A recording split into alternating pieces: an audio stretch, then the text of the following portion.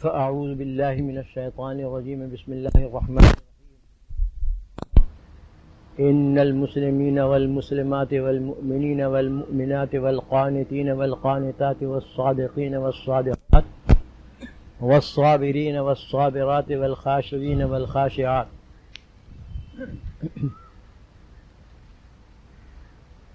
محترم حضرات، جس میں اللہ تعالیٰ نے جنت میں داخل ہونے والے مرد اور جنت والی عورتوں کو ان کے اوصاف کو بیان فرمایا ہے، یعنی اسلام پر عمل کرنے والے مرد اور اسلام پر عمل کرنے والی عورتیں، اور ایمان والے مرد اور ایمان والی عورتیں،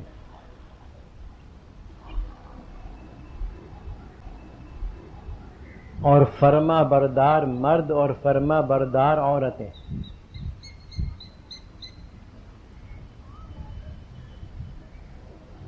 اور سچے اور راست باز مرد اور راست باز اور سچی عورتیں۔ اور خلاصہ اس کا یہ تھا کہ صادقین الصادقات، صدق کے معنی ہم سب جانتے ہیں، سچائی کو کہتے ہیں، لیکن اسلام کی نظر میں اور قرآن کریم کی زبان میں سچائی صرف قول اور کلام سے ہی متعلق نہیں، بلکہ اس کا وسیع مفہوم ہے۔ کلام کے اندر، قول کے اندر، گفتگو کے اندر، وعدوں کے اندر، معاہدوں کے اندر بھی سچائی ہے۔ کسی قسم کی خیانت اور دھوکے بازی یا جھوٹ سے کام نہ لیا جائے۔ اسی طریقے سے عمل کے اندر بھی سچائی ہو اور باطن ایک ہو۔ ایسا نہ ہو کہ دل میں تو کچھ اور جذبات ہیں اور ظاہری بدن سے اعمال دوسرے صادر ہو رہے ہیں، کیونکہ یہ منافق ہوتا ہے۔ اسی طریقے سے نیت اور ارادے کے اندر بھی سچائی ہونا چاہیے، یعنی جو کام کرے عبادت کا اور نیکی تو اللہ تعالیٰ کی خوشنودی حاصل کرنے کے لیے کرے۔ ریاکاری کے طریقے پر، نمود و نمائش کے طریقے پر اور شہرت حاصل کرنے کے لیے، نیک نامی حاصل کرنے کے ارادے سے نہ کرے۔ یہ تھا سچائی کا مفہوم جو قرآن کریم اور احادیث کے اندر بیان کیا گیا ہے۔ آج اس کے بعد اور اوصاف آئے، والصابرات، اور صبر کرنے والے مرد اور صبر کرنے والی عورتیں۔ صبر کا مفہوم ہم میں سے ہر ایک جانتا ہے، لیکن چونکہ ہماری اردو زبان کا دامن بہت تنگ ہے، اس لیے ہماری نظر اس سے آگے نہیں بڑھتی، جبکہ عربی زبان کا دامن بہت وسیع ہے، اور اس زبان میں اللہ نے اتنی وسعت رکھی ہے کہ دنیا کی کسی زبان میں اتنی وسعت نہیں۔ عربی زبان میں اس قدر فصاحت و بلاغت رکھی ہے کہ دنیا کی کسی زبان میں اتنی نہیں۔ تو اس لیے ہم چونکہ اردو زبان جانتے ہیں اور اس کے اردو زبان کے اندر اس کا مفہوم ہے بہت چھوٹا سا اور تنگ، اس لیے ہماری نظر اس سے آگے نہیں بڑھتی۔ ہمارے یہاں تو صبر کا مفہوم یہ ہے کہ اگر کوئی مصیبت واقع ہو جائے، خدا نہ کرے، تو اس پر آدمی صبر کرے، شک نہیں کہ صبر کا ایک فرد اور ایک جزو یہ بھی ہے، لیکن قرآن کریم کی نظر میں اور اسلام کی نظر میں اس کا اور بہت پھیلا ہوا وسیع مفہوم ہے۔ چنانچہ صبر کا ایک مفہوم تو یہی ہے، ہم اور آپ سمجھتے ہیں مصیبت کوئی واقع ہو گئی، اب اس کے اوپر رونا دھونا اور جزع و فضا، گریہ و زاری نہیں کرتا، بلکہ صبر کرتا ہے اس نیت سے کہ اللہ تعالیٰ اس پر اجر و ثواب عطا فرمائے گا۔ یہ صبر کا مفہوم بالکل ہمارے یہاں کے موافق ہے، اور قرآن کریم میں یہ بھی مراد ہے، لیکن اس سے بھی بڑھ کر اور اس کے اندر وسیع معنی ہے۔ چنانچہ صبر کہا جاتا ہے استقامت کو بھی، یعنی نیکیوں پر اور عبادتوں پر جمع رہنی، نیکیوں پر اور عبادتوں پر جمع رہنا، اس کے اندر جو مشقتیں پیش آتی ہیں ان کو برداشت کر لینا۔ نیکیاں کرنے میں اور عبادتیں کرنے میں بڑی مشقتیں پیش آتی ہیں، جیسا کہ آپ حضرات کو اس کا تجربہ ہوگا، ورنہ میں آپ کے سامنے ایک مثال دے کر بتاتا ہوں۔ کسی کو کچھ لینا دینا ہے اللہ کے نام پر اور ہم بھی سمجھتے ہیں کہ یہ شخص ضرورت مند ہے، اس کی مدد کرنا چاہیے، یہ ایک نیکی ہے، لیکن اس کو مدد دینے کے لیے اور یہ مدد کرنے کے لیے اپنے ہاتھوں کو پھیلانا یہ ذرا مشکل ہو جاتا ہے، اس لیے کہ دل روکتا ہے ہاتھ کو، کیا بھی رہنے دے، ممکن ہے کسی اور جگہ سے اس کی ضرورت پوری ہو جائے، کسی اور جگہ سے اس کی ضرورت پوری ہو جائے، ابھی اب اپنا ہاتھ نہ بڑھا اور پیسے نہ دے، ممکن ہے کہ یہ ضرورت مند نہ ہو، ہم غلط سمجھیں، اس قسم کے وسوسے آتے ہیں اور پھر آدمی کا ہاتھ رک جاتا ہے۔ ان تمام باتوں کو نظر انداز کر کے اپنے ذہن اور اپنے استعداد کے مطابق جب اس نے فیصلہ کر لیا کہ یہ مستحق بھی ہے اور میں اس کی مدد کرنے کا اہل بھی ہوں، قابل بھی ہوں، تو اب یہ تمام باتیں نظر انداز کر کے وہ ادا کر دے، یہ ہے صبر۔ گویا جم گیا وہ اس نیکی پر۔ اس سے بھی زیادہ واضح مثال سمجھیے، صبح کا وقت ہے، اذان ہو گئی، بستر میں پڑے ہیں، آج کل کے اعتبار سے ایئر کنڈیشن کے اندر پڑے ہوئے ہیں، ٹھنڈک ہے، باہر گرمی ہے، ایسے موقع پر آدمی ان تمام چیزوں کو پھینک کر اللہ کے طرف چلا جائے، یہ صبر ہے۔ یعنی نیکیاں کرنے میں اور اللہ تعالیٰ کی اطاعت و فرما برداری میں جمع رہنا، اس کو استقامت بھی کہتے ہیں، یہ ہے صبر۔ صبر کا ایک اور مفہوم بھی قرآن کریم میں موجود ہے، اور وہ یہ ہے کہ گناہوں سے اپنے آپ کو، اللہ تعالیٰ کی نافرمانیوں سے اپنے آپ کو بچائے، اور اس میں جو مشقتیں پیش آئیں، جو مجاہدے پیش آئیں، ان کو برداشت کرے، یہ بھی صبر ہے۔ گویا صبر کے 3 مفہوم ہو گئے قرآن کریم کے اندر، ایک تو مصیبتوں پر اور بلاؤں پر صبر کرنا،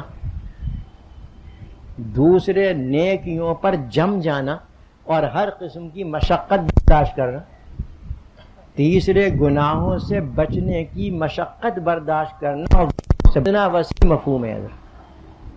تو قرآن کریم کے اعتبار سے صبر کا مفہوم ذرا سا نہیں، بہت وسیع مفہوم ہے۔ اس آیت کے اندر وہ یہ سب مفہوم داخل ہیں، یہ سب معنی داخل ہیں۔ والصابرین والصابرات، صبر کرنے والے اور برداشت کرنے والے مرد اور برداشت کرنے والی عورت۔ صبر کا مقام حضرت بہت اونچا مقام ہے اسلام میں، 2 ہی مقام بہت بلند ہیں اسلام کے اندر، یعنی اخلاقیات میں۔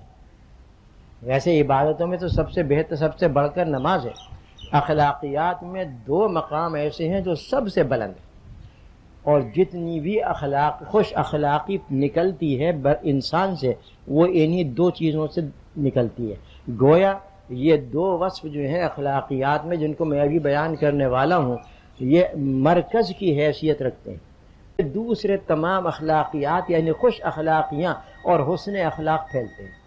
اگر ان میں سے کسی ایک میں بھی کمی ہوگی، حسن اخلاق میں کمی آ جائے گی۔ ایک ہے صبر اور دوسرے ہے شکر۔ یہ صبر اور شکر 2 بڑے اونچے درجے کے وصف ہیں۔ صبر کا مفہوم تو آپ نے سمجھ لیا، اور شکر کا مفہوم بھی ہم میں سے ہر ایک جانتا ہے کہ احسان کرنے والے کے احسان پر اس کا شکریہ ادا کرنا، یہ ہے شکر کا مفہوم۔ اور سب سے زیادہ، سب سے بڑا اور اصلی احسان ہر بندے پر اور ہر بندی پر اللہ رب العالمین کا ہے، پیدائش سے لے کر بلکہ اس سے بھی پہلے موت تک جتنے انعامات بندے پر اور ہر بندی پر اللہ تعالیٰ کے ہر لمحے میں ہوتے پر اور ہر بندی پر اللہ تعالیٰ کے ہر لمحے میں ہوتے ہیں، کوئی ان کو شمار نہیں کر سکتا۔ اتنے احسانات وہ فرماتا ہے، اتنی نعمتیں عطا فرماتا ہے۔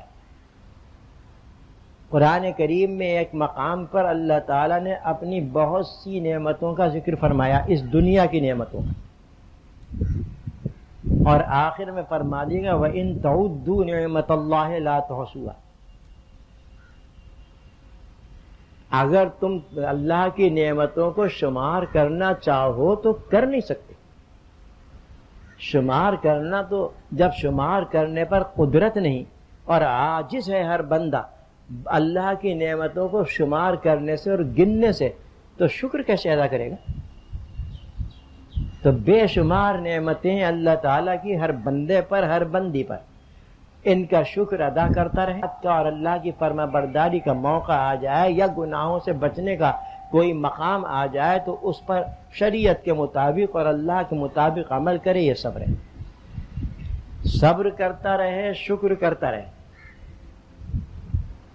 بہت اونچے اوصاف ہیں یہ دونوں کے دونوں، اور اس سے جیسا کہ میں نے ابھی عرض کیا بہت سی اخلاقی خوبیاں پیدا ہوتی ہیں۔ تفصیل کا تو یہ موقع ہے نہیں، بس مختصراً اصولی طریقے پر اتنا سمجھ لیجیے کہ دنیا میں جتنے اپنے ملنے والے ہوتے ہیں، دوست احباب ہوتے ہیں، رشتہ دار ہوتے ہیں، ماں باپ ہوتے ہیں، اولاد ہوتی ہے، اور اسی طریقے سے دوسری قسم کے لوگ ہوتے ہیں، ان سے تکلیفیں بھی پہنچتی ہیں۔ ان کی تکلیفوں پر صبر کرنا کتنی بڑی خوبی ہے اخلاق، یہ صبر سے پیدا ہو، اور ایسے لوگوں کی جانب سے کچھ احسانات بھی پہنچتے، لہذا ان کے احسانات کا شکریہ ادا کرنا یہ بڑی اخلاقی خوبی ہے۔ میں نے صرف مختصر سی بات اس سلسلے میں بتا دی ہے، ورنہ یہ دونوں وصف ایسے ہیں کہ جن کے بارے میں حضرت فاروق اعظم رضی اللہ تعالی عنہ کا ایک قول ہے کہ اگر صبر اور شکر کو سواری فرض کر لیا جائے کہ ایک سواری یہ ہے جسے صبر کہتے ہیں، ایک سواری یہ ہے جسے شکر کہتے ہیں، تو فرماتے ہیں کہ میں جس پر بھی سوار ہو جاؤں اپنے آپ کو میں نجات پانے والا سمجھ لوں گا۔ صبر یعنی اگر صبر اللہ تعالیٰ مجھے عطا فرما دے یا شکر عطا فرما دے تو میری نجات ہو جائے گی۔ یہ دونوں ایسے، اس لیے صبر و شکر ہر شریف اور نیک آدمی کی فطرت میں داخل ہوتا ہے، اور جتنا کم ہوگا یہ صبر اور جتنا کم ہوگا یہ شکر، اللہ تعالیٰ محفوظ رکھیں، اسی قدر اس کے اندر اخلاقی خرابیاں ہوں گی۔ اگر صبر نہیں ہے اس کے اندر تو دوستوں سے لڑتا پھرے گا، رشتہ داروں سے لڑتا پھرے گا، جنگ و جدل کا میدان قائم کر لے گا، ایسی محاذ آرائی ہوگی کہ جو صدیوں تک اور نسلوں تک چلے گی اگر صبر نہیں۔ اور اگر شکر نہیں ہے تو اس کو احسان فراموش کہا جائے گا، اور احسان فراموشی یا ناسپاسی یا ناشکری یہ اس یعنی اخلاقیات کے اندر بدترین جرم سمجھا جاتے ہیں۔ تو اس لیے حضرت معمولی چیز نہ سمجھیں، صبر ایک بہت بڑا مقام ہے، اتنا بڑا اور اتنا اونچا مقام ہے کہ اللہ تعالیٰ نے قرآن کریم میں صبر کرنے والوں کی جا بجا تعریف فرمائی۔ آیات تو بہت سی ہیں، میں صرف ایک دو آیتیں آپ کے سامنے بیان کیے دیتا ہوں۔ دنیاوی مصیبت کے معاملے میں صبر کرنے کا ذکر سورہ بقرہ میں آیا ہے، چنانچہ فرمایا وَلَنَبْلُوَنَّكُمْ بِشَيْءٍ مِّنَ الْخَوْفِ وَالْجُوعِ وَنَقْصٍ مِّنَ الْأَمْوَالِ وَالثَّمَرَاتِ وَالْأَنفُسِ، کہ اس دنیا کے اندر تمہاری آزمائش ہوگی، بغیر آزمائش اور امتحان کے کوئی بندہ نہیں ہے، کوئی بندہ نہیں، کوئی بندی ایسی نہیں، حتیٰ کہ کافر بھی مسلمان تو اور زیادہ، کافر بھی ایسے نہیں کہ جن کی آزمائش نہ ہوتی، دنیا کی زندگی نہیں کہ جن کی آزمائش نہ ہوتی، دنیا کی زندگی تو آزمائشوں کا نام ہے، دنیاوی زندگی تو امتحانات کا نام ہے، ہر وقت امتحان کے اندر آدمی ہے۔ راحت و آرام یا دوسرا قصہ اللہ محفوظ رکھے اسے مرنے کے بعد ہے۔ دنیا کے اندر تو آزمائشیں ہی آزمائشیں، امتحانات ہی امتحانات ہیں۔ یہ امتحانات اور آزمائشیں دو طریقے سے ہوتی ہیں دنیا میں، ایک تو ہوتی ہے خوشحالی اور خوشگوار حالات کے ذریعے، یہ آزمائش ہے۔ خوشحالی اللہ نے عطا فرما دی، راحت و آرام ہمیں عطا فرما دیا، سکون و اطمینان ہمیں عطا فرما دیا، صحت و تندرستی ہمیں اللہ نے عطا فرما دی، اور اولاد صالح ہمیں عطا فرما دی، نیک بیوی اور صالح بیوی ہمیں عطا فرما دی، ہمیں کسی طرف سے کوئی پریشان، مال و دولت کی فراوانی عطا فرما دی، سب چیزیں اللہ نے عطا فرما دی۔ یہ خوشحالی ہے۔ یہ خوشحالی اللہ نے جو عطا فرمائی کسی کو، یہ امتحان ہے، یہ آزمائش ہے۔ اللہ تعالیٰ اس راستے سے آزمائش کر رہا ہے اور امتحان لے رہا ہے، اور دیکھ رہا ہے اپنے بندے کو جس کو خوشحالی عطا فرمائی کہ یہ خوشحالی کے دوران کس راہ پر چلتا ہے، آیا ہماری اس نعمت کا شکر اور حق شکر ادا کرتا ہے یا نہیں، یا ہماری اس نعمت کی ناشکری کرتا ہے۔ قرآن کریم نے دوسری جگہ فرمایا وَنَبْلُوكُمْ بِالشَّرِّ وَالْخَيْرِ فِتْنَةً، ہم تمہیں آزمائیں گے، ہم تمہارا امتحان لیں گے، بالخیر اچھے حالات کے ذریعے، بالشر برے حالات کے ذریعے، والخیر اور اچھے حالات کے ذریعے، فتنتاً امتحان، کبھی اچھے حالات ہوں گے کبھی برے حالات ہوں گے۔ تو خوشحالی اگر ہوتی ہے تو ایک طریقہ ہے امتحان کا، تو یہ خوشحالی بھی اللہ کی جانب سے بندے کے اوپر امتحان اور آزمائش ہے، اور اگر خدا نہ کرے بدحالی ہو، مصیبت ہو، پریشانیاں ہو، تو یہ بھی بندے کے اوپر ایک آزمائش ہے۔ جب وہ اس کے اندر مبتلا کیا جاتا ہے، بدحالی کے اندر، یعنی تکالیف میں، بیماریوں میں، پریشانی اور دوسری قسم کی تکلیفوں کے اندر، مصیبتوں کے اندر، تو در حقیقت یہاں صبر کا امتحان مقصود ہوتا ہے۔ اور جب پہلی حالت ہوتی ہے خوشحالی کی حالت، جب بندے کی آزمائش اس کے ذریعے ہوتی ہے تو وہاں شکر مقصود ہوتا ہے کہ شکر ادا کرے، وہاں شکر مقصود ہے، یہاں صبر مقصود ہے، وہ مقصود ہے، یہاں صبر مقصود ہے، وہی دونوں چیزیں پھر آ گئی یہاں پر۔ تو اب یہ حالت انسان کی جو زندگی ہے اس دنیا میں دونوں حالتوں میں رہتی ہے، اچھی حالت اور بری حالت، اور دونوں کی دونوں امتحان ہیں، دونوں اللہ کی جانب سے آزمائش ہیں۔ خوشحالی کی آزمائش اس طریقے سے کہ شکر ادا کرتا ہے یا نہیں، اور برے حالات کی آزمائش اس وجہ سے ہے کہ صبر کرتا ہے یا نہیں۔ دنیا کی مصیبتیں آتی ہیں جن کا ذکر اس آیت کے اندر آیا کہ ہم تمہیں آزماتے رہیں گے، کبھی خوف میں مبتلا کر کے، کبھی بھوک یعنی فقر و فاقے میں مبتلا کر کے،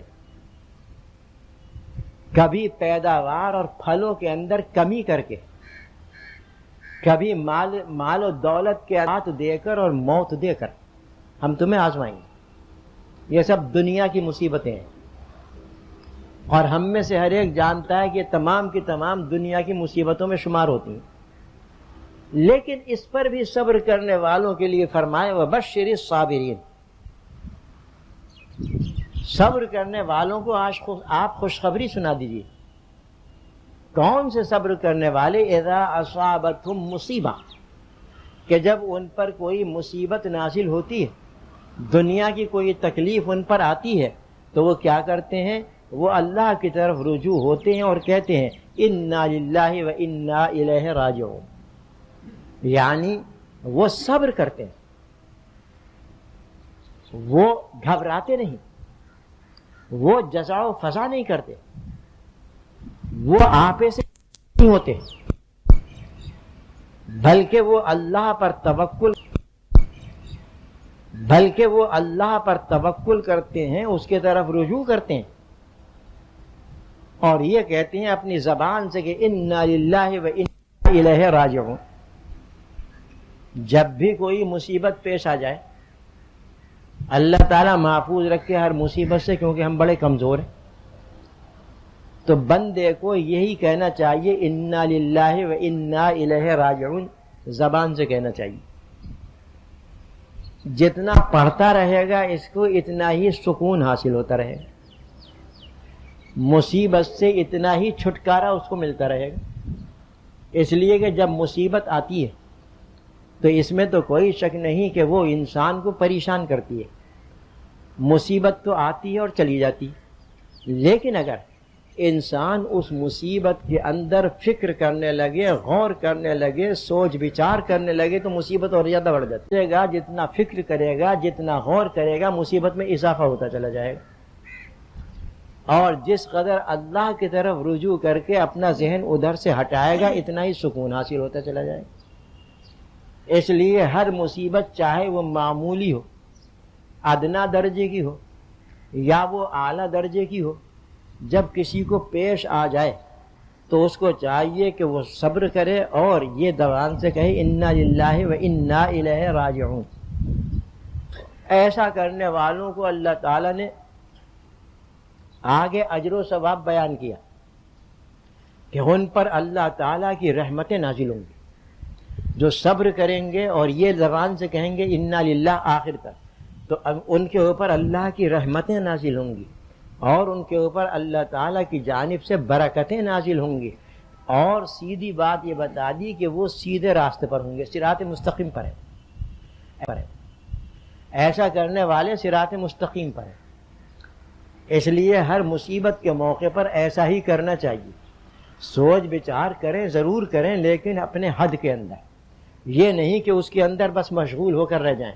جتنا مشغول ہوں گے سوچ بچار کے اندر، اتنا ہی مصیبت اور زیادہ بڑھتی چلی جائے گی، اور جتنا اس کو اللہ پر نظر کر کے توکل کر کے اس کو نظر انداز کریں گے اور یہ انا للہ پڑھیں گے، مصیبت ہلکی ہوتی چلی جائے گی۔ یہ تجربے کی بات بتا رہا ہوں۔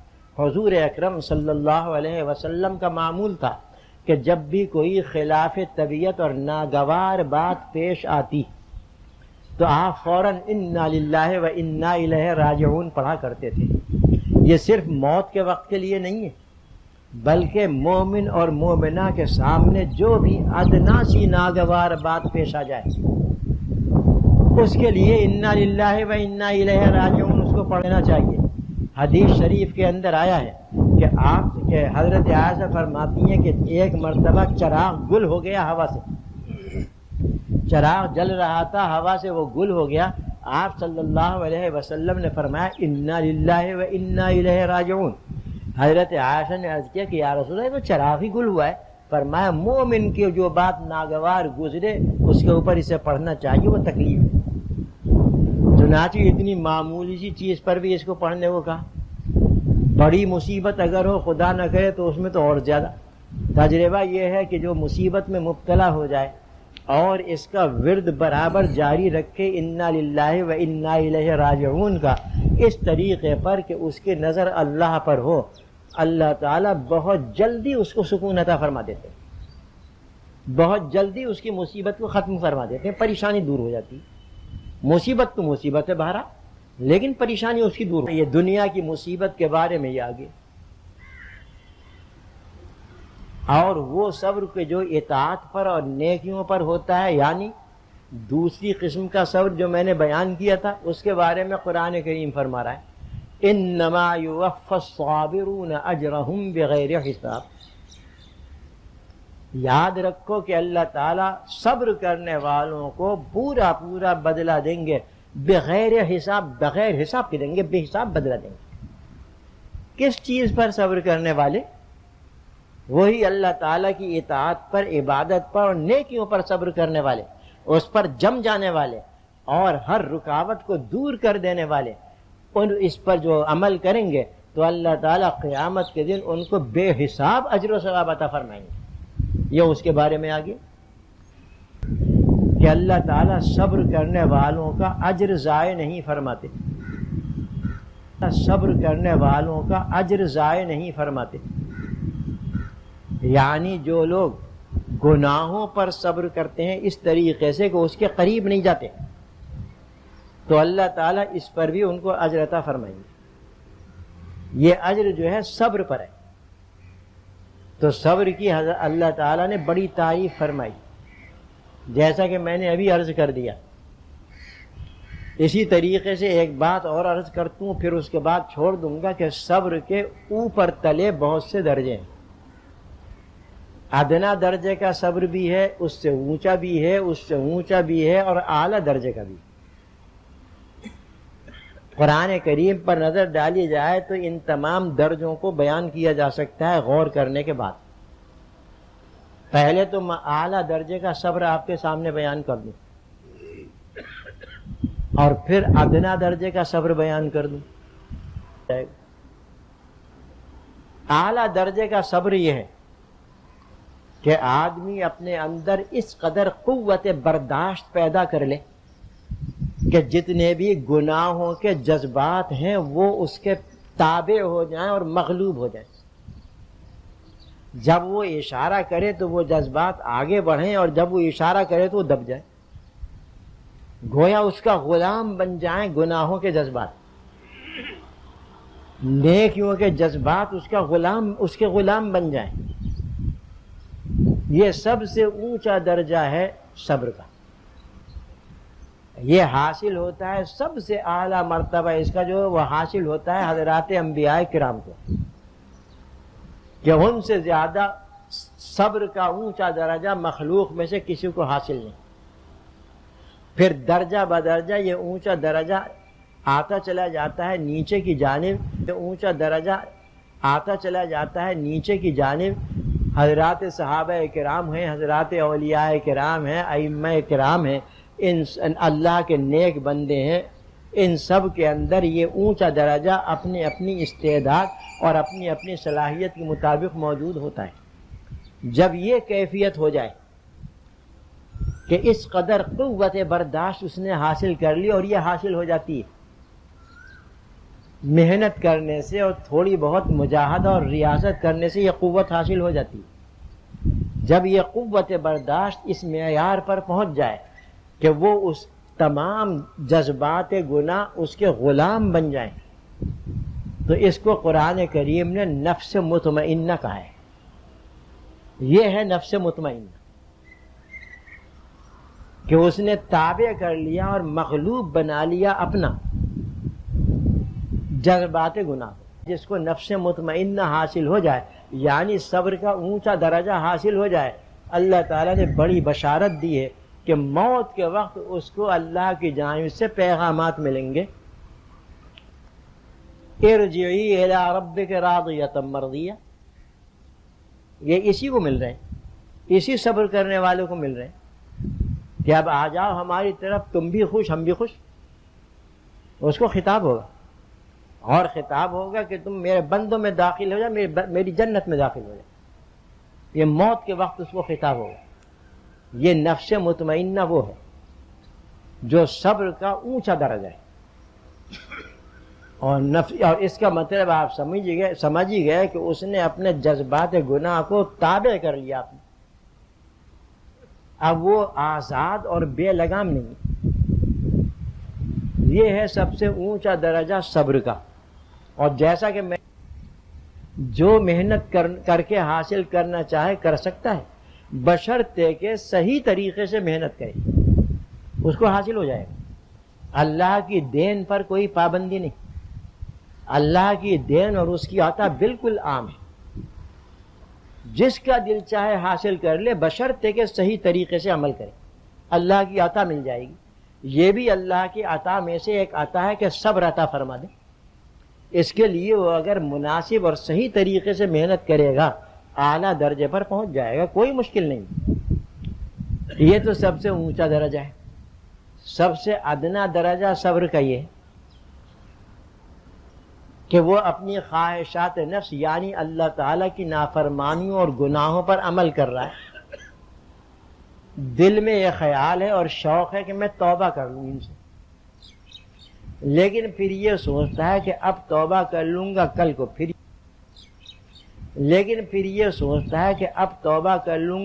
پھر یہی گناہ سرزد ہو جائے گا، تو کیا فائدہ، چلو ابھی اور گناہ کرتے ہو۔ یہ ہمارا اور آپ کا حال ہے،